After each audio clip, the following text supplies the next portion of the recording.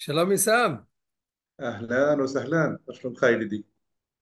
אני ככה במצב מתעניין אני קורא לזה, כן? הלוואי, לתמיד אינשאללה. כן, כי בסך הכל כל הדבר הזה שאני שומע מילדות, העיקר הבריאות, העיקר הבריאות, ואני שואל את האנשים איפה העיקר שלכם, ואני יודע שפגשתי אותך כבר לפני כך וכך שנים, לא מעט, ואנחנו מכירים, ואני יודע שיש לך אכפתיות יפה ומבחינתי מעניינת בנושא של בריאות, ואני חושב שגם אני מכיר, אבל אני אשמח עוד פעם להכיר, ואני חושב שהרבה אנשים ישמחו לדעת איך אתה מסתכל על בריאות, מה אתה חושב ומביא לעולם שלנו בנושא הבריאות.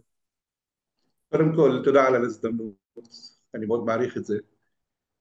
אם הייתי האתגר להגיד מה זה בריאות במשפט אחד, הייתי אומר לברוא את החיים שלי, לבנות את הדבר הזה שנקרא החיים שלי, דרך הסיפורים שאני מספר על עצמי, על המציאות שלי, על העבודה שלי, על אנשים שאני פוגש.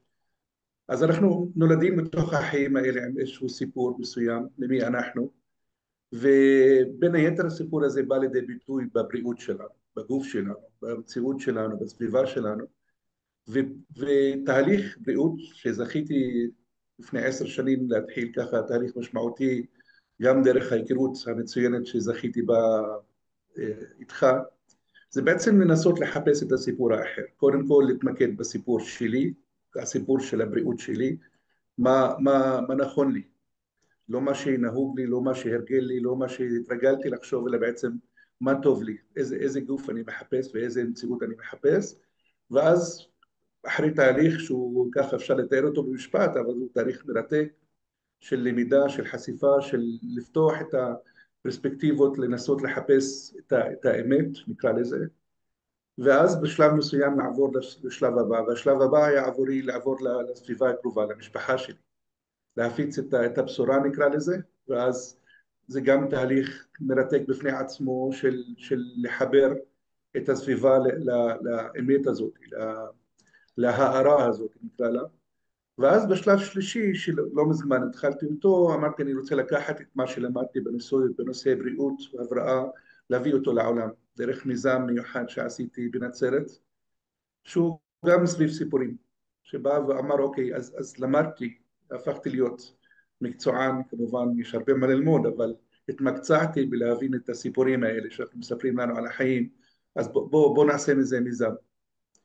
ואז לקחתי את כל ה-knowledge, כל המידע, כל מה שלמדתי לתוך משהו שהוא בעצם מסכם את כל הלמידה הזאת, ופתחתי עסק בעיר נצרת. אני אשמח לשתף אתכם לגביו.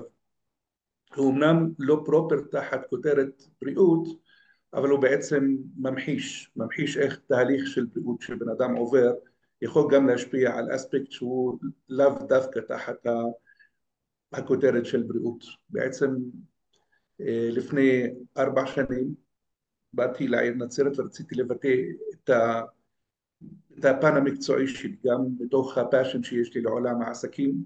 באתי ממשפחה שככה ב-DNA שלה זה העניין של העסקים, לפתוח איזשהי עסק חדש סביב פעילויות לאנשים שבאים מחוץ לעיר נצרת. ואז פגשתי סיפור מספר על השוק הישן של נצרת. בעצם הנצרתים רואים בו מצד אחד אייקון, משהו שסימל אותם במשך המון שנים בתור ההצלחה, אנשים היו מגיעים מכל מקום לעיר נצרת, ואז בסוף שנות ה-90 עבר איזשהו מהפך, רצו לשפץ אותו, ואז סגרו אותו לכמה חודשים, וכשפתחו מחדש אנשים לא חזרו.